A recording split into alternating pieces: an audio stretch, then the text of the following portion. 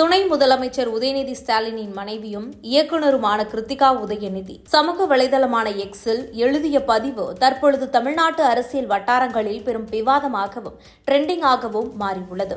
பிரபலம் என்றால் யார் என்ற கேள்வியை எழுப்பிய அவர் அதற்கான விளக்கத்தையும் தானே வழங்கியுள்ளார். இந்த பதிவு தாவேகா தலைவர் விஜயை மறைமுகமாக சாடுவதாகவும் அவருக்கு அரசியல் அறிவுரை வழங்குவதாகவும் பலரும் கருதி வருகின்றனர்.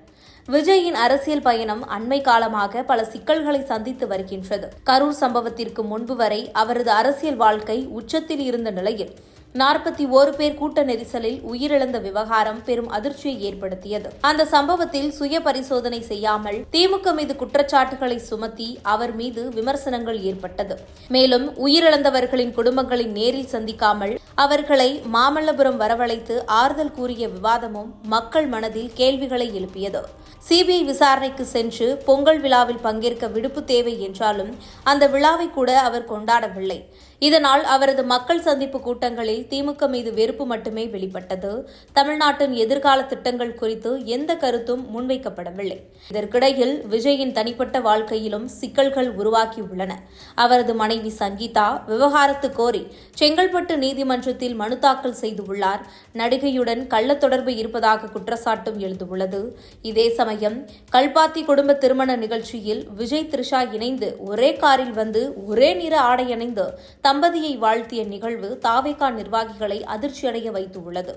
அதனைத் தொடர்ந்து வேலூரில் விஜய் தமிழ்நாடுதான் விஜய், விஜய்தான் தமிழ்நாடு, மக்களை நேசிக்கின்ற விஜய் வேண்டுமா, மக்கள் விரோத ஆட்சி செய்கின்ற ஸ்டாலின் சார் வேண்டுமா என்று பேசியது பெரும் சர்ச்சையை ஏற்படுத்தியது. இதுவரை தமிழ்நாட்டின் முதல்வராக இருந்தவர்கள் கூட நான் தான் தமிழ்நாடு என்று கூறியதில்லை. எனவே அவரது பேச்சு பல்வேறு விமர்சனங்களை சந்தித்துள்ளது. இந்த சூழலில் கிருத்திகா உதயநிதி தனது எக்ஸ் பதிவில் பிரபலம் என்றால் யார் என்ற கேள்வி எழுப்பி அதற்கான விளக்கத்தை தானே அளித்துள்ளார். ஒரு தனி மனிதனையும் பிரபலத்தையும் வித்தியாசப்படுத்துவது மக்களின் கண்ணோட்டம்தான்.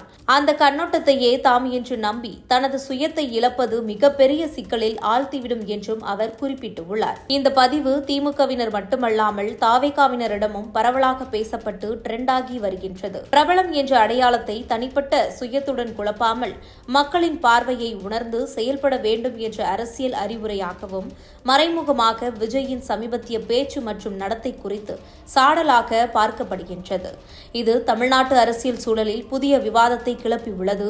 இந்த விவாதம் பிரபலம் என்ற சொல் அரசியலில் எவ்வாறு பயன்படுத்தப்படுகின்றது, மக்கள் பார்வை எவ்வாறு ஒருவரின் அரசியல் அடையாளத்தை நிர்ணயிக்கின்றது மற்றும் அந்த அடையாளத்தை தவறாக புரிந்து கொண்டால் எவ்வாறு சிக்கல்களை சந்திக்க நேரிடும் என்பதையும் வெளிப்படுத்தி இருக்கின்றது என்று கிருத்திகாவின் பதிவு வெளிப்படுத்தியுள்ளது.